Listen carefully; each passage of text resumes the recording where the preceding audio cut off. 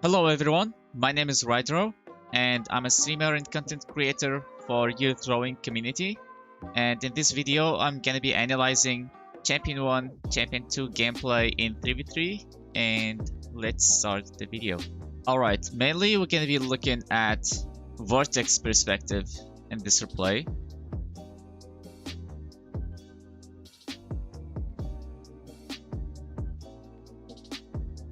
So far so good.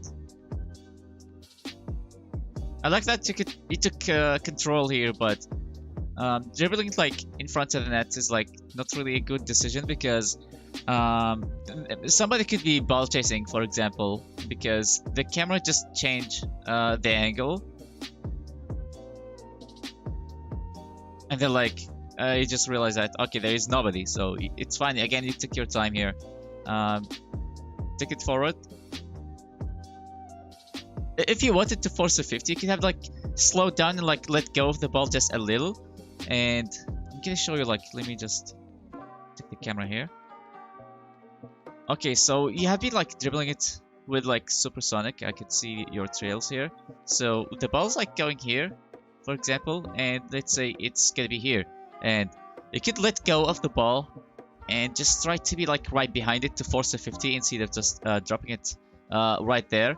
And you try to keep up with it because you're like right behind it, and your opponent had like basically a free ball to challenge. So keep that in mind. Maybe sometimes you need to be right behind the ball if you want to force a 50, because you kind of took a little bit too long controlling it. Again, it's not a big deal, but at least forcing a 50 would have been a better thing to do than just completely leaving the ball. Really good 50.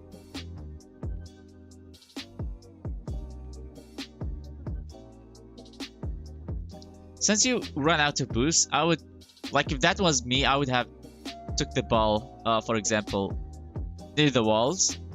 I'm gonna explain why, because, okay, so you're like not really having any boost, and just zoom out a little. Okay, so if you wanna continue on like this, for example, again, it's kind of like a similar situation. The ball's gonna be right there, and here's your opponent. It's like same opponent again. So he's gonna be like a lot closer toward the ball. But if you take it like maybe toward this area, like, yeah, you got 0 boost. This gonna have like some kind of small delay. Like that decision gonna give your maybe your teammate maybe a second or a second and a half or something like that to rotate back and get in the right position or something. And you're also gonna be delaying the moment where your opponent's gonna be challenging the ball instead of just keeping the ball like forward again.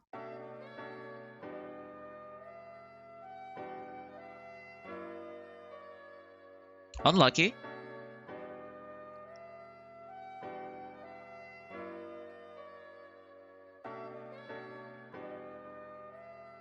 That's a good clear. But I think you should have went back because you got 0. You have already done your teammates a favor by clearing the ball. So it would have been better to just turn around and leave the ball.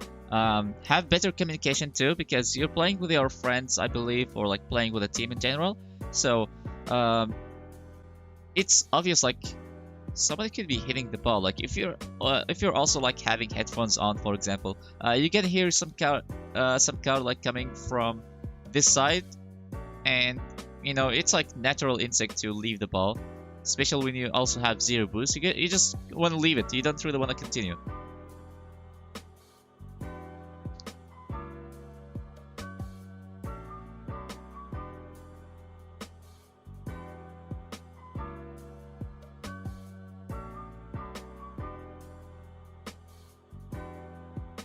Kind of the same thing. When they got 0, just go back. Okay, that was quite risky. That was nearly an on goal. You know, like, you remember the situation where you had like the first few seconds where you actually controlled the ball? I think here, like, it was really needed instead of just banging the ball really hard. Like, at least wait for maybe your teammate, like this guy, to have enough time to rotate back instead of just banging the ball, and like that again could have been an on goal.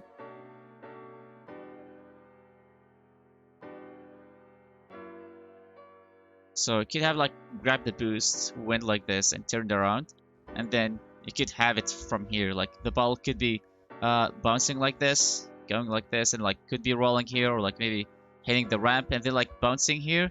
It's kind of like a messy throwing, but yeah, the ball could be like bouncing like this, and it would go off the ramp, like wouldn't really go towards your net, but like in this line, for example.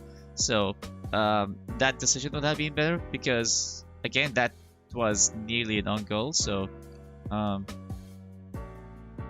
I don't think your teammate would have been able to fix that if that was toward the net. Good counter though from you guys, and I like that you didn't really commit to it because you clearly see that your opponent to be able to clear the ball. So he missed, but he still didn't really expect that. You still maintained the position though. Okay, that was way too close. Again, you guys kinda got away with it.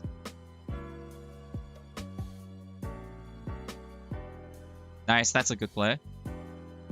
I like that you're taking control here and flicking the ball. Even if that didn't really go in, it's better than rushing any offensive play you got. No, I think you should have left it for your teammate. So you're already like maybe the furthest player, and yeah, you're like far from the ball, and it's not a wise decision from him to hit the ball. Like you could have just went back because he's jumping and everybody gonna be respecting that. So that could be a great time for you to go back and reposition yourself. Again, that kind of like maybe bought some time for you guys, even if he didn't really hit the ball, like maybe not the cleanest hit possible. But again, having communication and also a little bit of awareness from you to see that your teammate already jumped for it, so it's better for you to go all the way back and, you know, use that time wisely while he's going for the ball to get in a better position, because all of you guys were over committed in that play.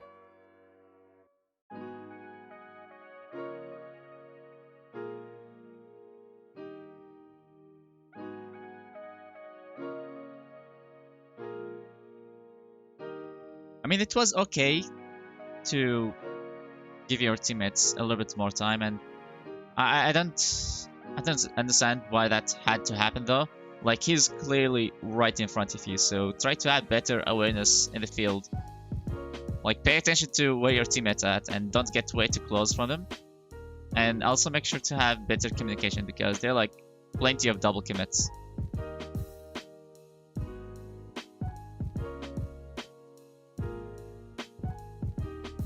A lot of panic. Your teammate got bumped. And again, you kind of rushed it, and that's why you guys conceded. So, okay, I mean, that's a good play from your opponents here. Like, this guy just completely bumped your teammate out of the play and like pushed him way too far.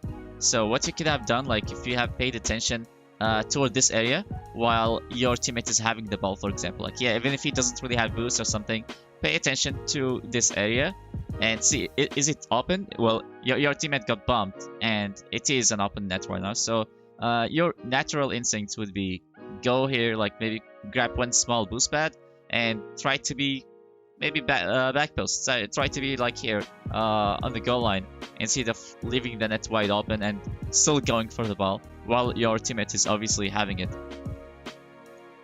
So again, we could like, yeah, I mean, you grab this boost. You could have like maybe even flipped forward, maybe grab this one, or like maybe just this one. It really depends. Like at least having 12 maybe, or like maybe 20 would have been better option. Same thing when it comes to being in the goal line instead of like leaving it wide open. And that's how you guys conceded in this play. Because it wasn't really that much of a threat, like it was slowly bouncing and all. So at least being there would have made the defense much easier for you.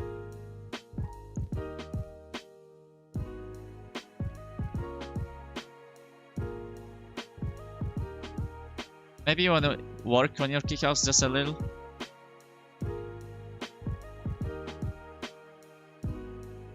I don't know why your teammate completely stopped and waiting for the boost.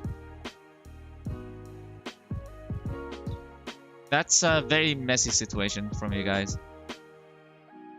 Okay, I mean, first of all, I don't really understand why your teammate just completely stopped there instead of grabbing small boost pad. And we could also look at your third teammate, because I think in this situation it was like mostly his fault, to be fair. Like seeing you guys right there. Okay, this guy, like, I don't know, maybe his controller disconnected or maybe waiting for the boost, and you're going for it, obviously. Like, this is your boost rail, like obviously you're going for the ball, and this guy maybe out of the play. So for your teammate, like, it would have been better for him to stay here, like maybe stay here, like keep watching, see what happens. Like, if you get to clear the ball, that's nice, and if you don't, well, he's still gonna be able to defend. Kind of like again a similar situation to the first goal you guys conceded.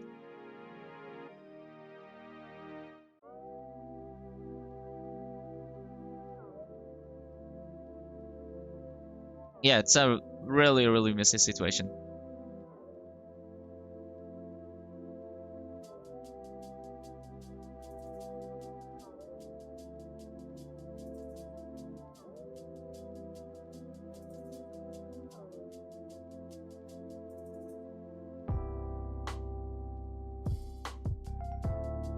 That's a good pass, but if that was me again, like not being able to see my opponents from this side, for example, so they're like out of sight, I would see the ball like this and I would just go supersonic and bang the ball, even if it's not really gonna go toward the net, just at least maybe hitting the ball off the wall or like maybe toward the corner. Just try to be fast because somebody gonna be challenging the ball, not leaving it right there for you. So maybe if you went supersonic, you would have been got a better 50 at least from the ball. You can see that again, maybe. Yeah, you were in supersonic even though you had enough boost. It's a good pass though.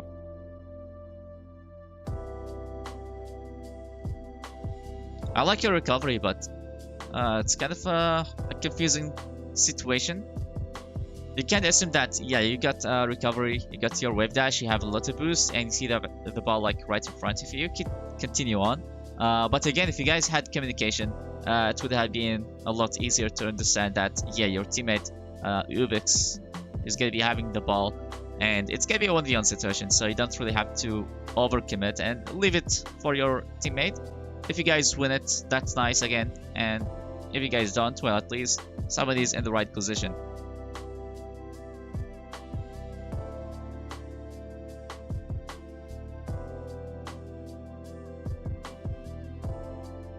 I like this decision though, even though it didn't really pay off.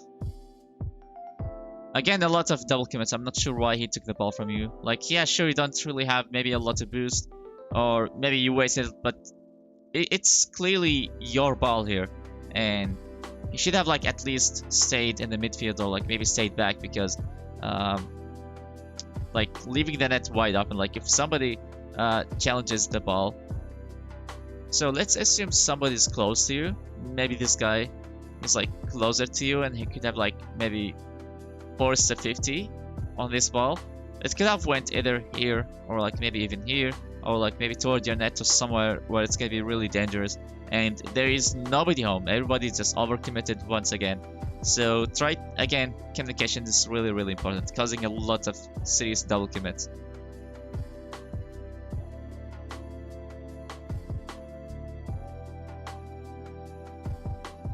I mean, it kinda worked out, like you guys didn't really get punished for it, but still though.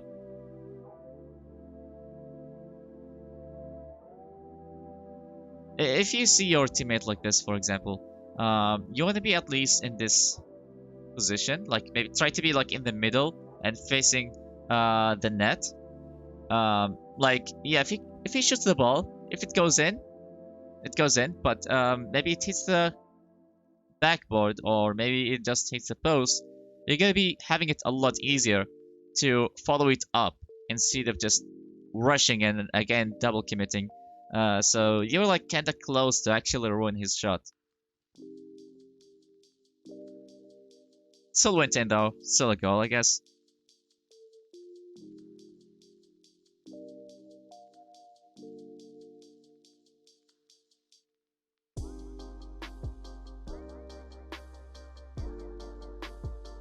Nice. Again, you took your time here. Kinda wasted all of your boost, but that's fine.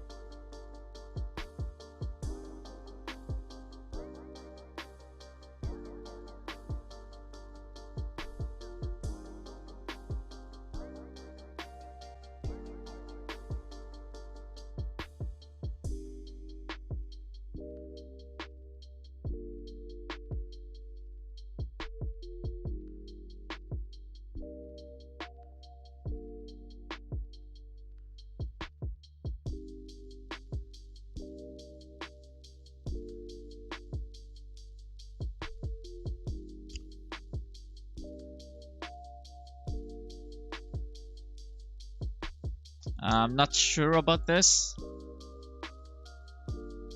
Okay, you jumped from this area, and let's see who's behind you. Okay, so you're like, yeah, you're closer to toward the ball, but that didn't really mean that you had enough boost to go for it, or at least not in the exact moment where you jumped for it.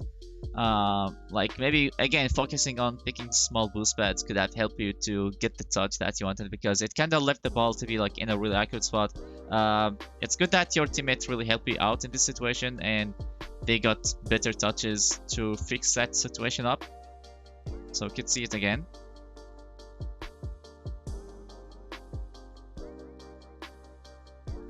Yeah, and I don't think you even like had to hit the ball like in this very moment. Like you could have just like maybe stayed a little and like maybe picked another small boost pads and then maybe go for it. Nobody was like contesting the ball. Everybody was just waiting.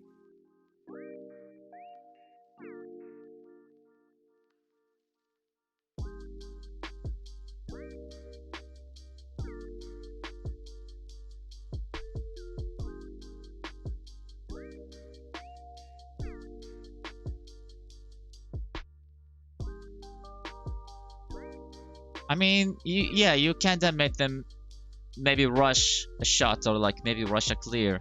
But you could have like faked your challenge instead and maybe went like this instead of committing to the ball and like jumping for it. You could have like took a turn like this and maintain position, so you don't really have to jump for it. There are like 3 players near the ball, and like even if you win the challenge, your teammates obviously not gonna follow it because they're like 1, 2, and 3. Like all of them are like lined up here.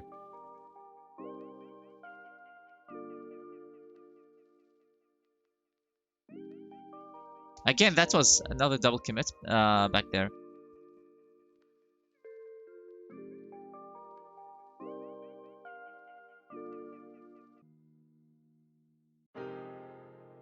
Pick those small boost pads. Again, they're kind of going for the big one only. They're kind of going for the big boost pad only. I think you could have like maybe took this line, for example. Maybe pick this one, and then like maybe pick this one, and then like maybe pick this one later, or maybe pick at least one of those, like either this one or at least this boost pad, instead of just like going for the boost and like and then you get beat, and then you go for this boost pad like right in the middle. Like yeah, even if you grab it like you have 12, you can be like maybe right in the middle, and that's like not the best way to be defending. Maybe I think picking this small boost pad would have been a better option, because you can be like positioned right there.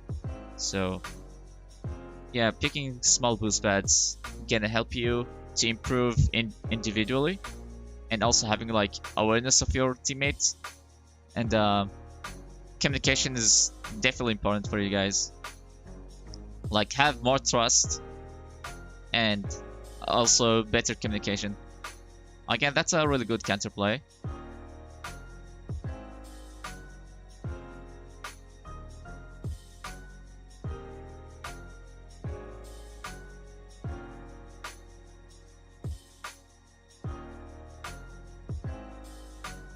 Nice, good attempt though.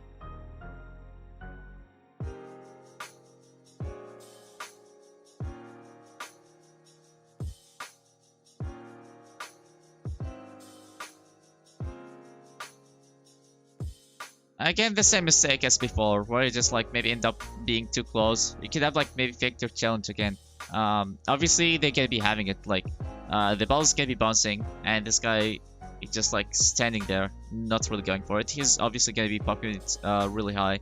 Your teammate couldn't really get any touch from that play, so it's better to be like right back, because you going for it and your teammate right there, it's gonna leave your third teammate alone, and it could be like maybe 2v1, 3v1, whatever it is. It's still gonna be a bad situation for him.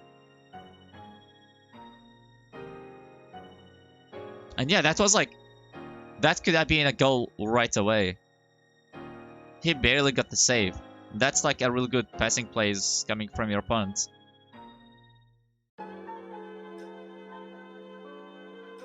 That's a really good play though. That's a really good play. I like that you take control when you have the ball in the offense. So yeah, that's what I really like the most, and also your recoveries. Alright, so that's a good comeback, and I would say, again, like, work on your boost management by playing a lot of free play with limited boost, where you get to chase the ball a lot, and also maybe fake more challenges. Try to understand that not every time you see the ball like bouncing very softly in front of you upfield, you don't really have to actually challenge the ball. Maybe you should just fake it and then like go back right away. Try to make them take the shot quickly, and also I would say have like better awareness of where your teammates at. And last would be definitely the communication for you guys. Maybe if you guys also play more together, you're gonna build this trust more, and you're gonna have maybe better understanding of each other's playstyle. But yeah, communication mostly, like, definitely it has to be fixed. Alright, that's it for the analysis. Hope you guys learned something new, and Vortex, good luck in your next ranked games. I'm really hoping to see improvement and also see you ranking up. And once again, I have been Rydro. Thank you guys so much for watching, and I'll see you guys in the next video.